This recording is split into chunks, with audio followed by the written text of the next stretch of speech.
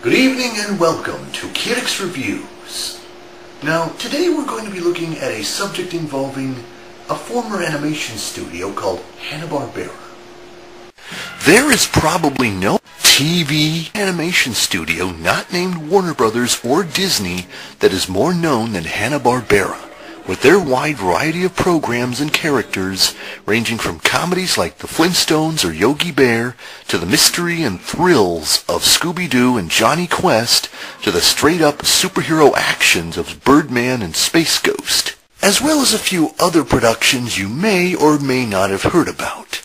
One such production was The Jetsons, where the Flintstones was a Stone Age family living in the historically scrambled past. The Jetsons are a space-age family living in what we in the 20th century always thought the future was going to be like. Oh, how naive we were as a species. The show first aired in 1962 and lasted for just one season before getting canceled, spending the next 2 decades in syndication, where it then hit big in the ratings in the 80s. So much, in fact, that they decided to uncancel the show and produce a second and third season.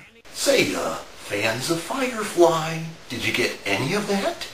And just like any other successful property at the time, a feature-length movie was inevitable. And in 1990, the Jetsons managed to receive just that. So let's put on our rocket-fueled boots and blast off into the cold realm of deep space. This is Jetsons the movie.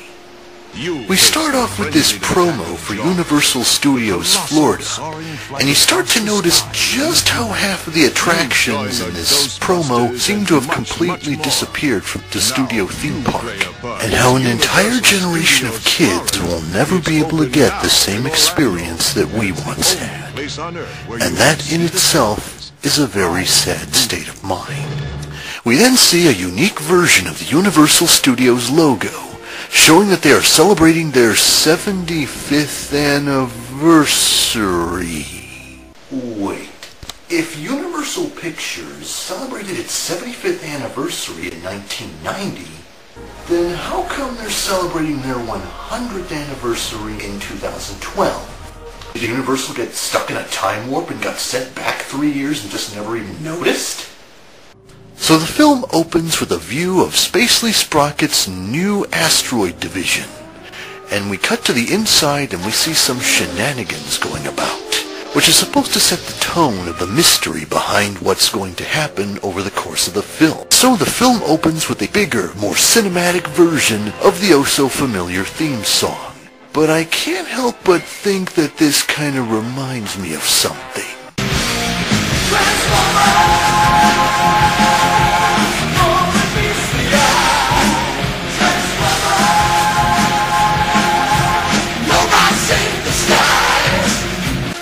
And then we get to see all the familiar visuals of the original theme song, only here it's bigger, more majestic, and indulging in CG graphics. It's like the executive said, we're gonna take the opening theme and CG the shit out of it.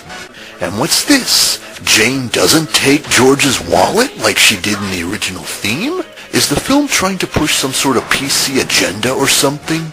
We then see a couple more clips that seem to have nothing to do with the film's general plot, including this part where Astro's being chased by that mouse droid from Star Wars. Oh, see, get it? Mouse chases dog, and then Mr. Spacely shows up for absolutely no reason. Because hilarious? We then get a view of the Jetsons neighborhood as we have never seen it before, completely covered in what appears to be smoke and fog. A sort of smog, if you will. I am smog! And as we zoom into the window of the Jetsons' house, we see Rosie the robot doing her usual morning routine. Oh, good morning, Tweeter. There's that cough again. I'll bet it's the smog. Wait, so why would a robot bird be affected by smog? And how would it even have the lungs to capacitate the... I'm questioning the logic of Jetsons, aren't I?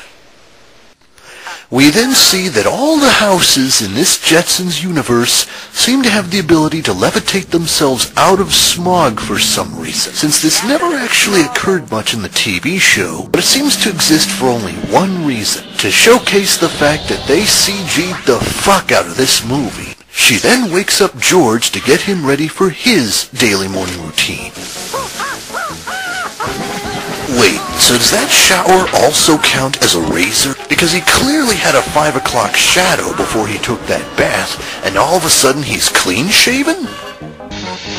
Morning, Rosie. What's for breakfast? Orange juice, eggs, bacon, toast with marmalade and coffee. How do you want your eggs? Really? This is what future food has amounted itself to? A small cube of butter? You burned the toast. He then says goodbye to every last one of his family members on his way to work, before inevitably getting tackled by Astro with his obligatory greeting. Love you, George. I know. I love you too. And so George finally takes off for work in his hovercraft. Unfortunately, he gets caught in a traffic jam, which could easily be solved if anyone could realize they could drive in more than 2 dimensions, but this is Jetson's logic, so what do you know? He decides to turn on the TV radio where he listens to a disc jockey giving him some sage advice on what to do next. Turn around, go home, and go back to bed.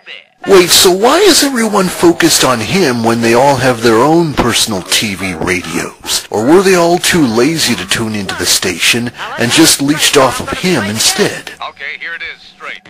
Just for you. The disc jockey decides to go into GPS mode while using the sound effects of a spazzed out R2-D2. Get off and head for the 404. 404. Right. Only to find out that winds up getting jammed almost as quickly as it's available. Too late. The 404 is jammed. It's time for the Jetsons. This results in George taking a last-ditch effort by using a blow-up doll via airplane in order to get himself past the traffic. It works for a short time, that is until a real cop shows up and points out what I suppose is an illegal activity in the future world. So yeah, the disc jockey is a complete troll. And just to emphasize how much of a troll he is, he decides to show what could be the future version of Rickrolling. They then give us one more reference to the original show's opening by having him fold inside his own car before putting it into what I assume is a car locker, where he then winds up in his office. His computer secretary then informs him that Mr. Spacely is currently in a meeting with the board of directors, which will then basically show a prophecy of what was about to come in the 2007-2008 economic crisis. Mr. Spacely then gives the audience, the board of directors, the exposition on the Spacely sprockets orbiting or asteroid. And since we're talking about Mr. Spacely here, this is made entirely for cheap, profitable reasons. For me. Although one of the board members gives us the exposition as to how disastrous this project is, working only a grand total of 3 days and 6 months. Sheesh, and we thought Enron was a waste of money. Spacely then eases their minds by informing them that the project is in good hands thanks to its vice president Throttlebottom, and faster than you can say "you're fired," Spacely's sexbot informs him of Throttlebottom bailing out of the project. He then goes into a video chat with the other employee in the asteroid, Rudy 2, which I guess is supposed to be a reference to Rudy, the on-screen computer system from the TV series. We then get a clear view of the carnage that took place in the asteroid, showing us an imminent threat. And when Spacely tries his best to weasel himself out of the situation, he has no choice but to go back to the drawing board. First, I need a replacement for that Throttlebottom. But He does so by instructing his sexbot on various details on what he needs for the next vice president. But it's primarily an excuse for the filmmakers to show off their Amiga TurboGrafx 16 3D OCDI computer graphics. I get this is meant to be innovative in the early 90s, but did they really think something like this was going to hold up years later? He is expendable. Perfect. Spacely then orders Jetson to his office, in the best way he knows how. Spacely then starts buttering up George on becoming his next vice president for the project. This, however, leads to a conflict of interest, as he had just promised Elroy earlier he would see him at his spaceball game. Coming to my baseball game today, aren't you? Sure, Elroy. I wouldn't miss it for the universe. Starts at 4. I'll be there. Speaking of which, we then cut to said game when we find out that spaceball just merely seems to be the logical step up from slam ball. Slam Ball! Saturdays and Sunday on Cartoon Network! Here comes the Elroy elevator. Going up, going down, going up, going down, going in. Damn it, you obliviate! Get your head in the game, man! You're humiliating your ancestors! As Elroy makes the final shot and wins it for the team, he's then saddened to find out his dad didn't show up for his big moment. My big moment. And he wasn't here to see it. We then cut to a live concert performance by some act named Cosmic Cosmo. I wonder if he's related to Mr. Spacely in any way. After all, his first name was also Cosmo. Cosmo? What is it, dear? I'm a busy man. Doesn't his stage look sort of familiar? Cosmo then picks Judy out from the audience, assuming that she's some kind of groupie, and then starts flirting with her the way most douche pop stars can. Hey, what's your name? Judy? Well, Judy, we got a date Friday night. How could you be this naive? Don't you know anything about pop stars? They're usually dicks in this type of situation. What's going on? What's your name, Susan or what? Yeah, where do you see me dance? Where? Right on, yeah. Let's go out sometime. I'll cheat on you, alright? Take care. We then cut back to the Jetsons' home where we see Jane in a video chat room with some recycling group. George then comes home and announces the big news that he had just been promoted to vice president, and everyone is enthusiastic until they find out some of the more minor details. Move! Yep. To Spacely's orbiting or asteroid. To Spacely's orbiting or asteroid. Tomorrow. Tomorrow? But what about my spaceball playoffs? And my date with Cosmic Cosmo? And my recycling? Wait. Earlier, Jane said something about a recycling group?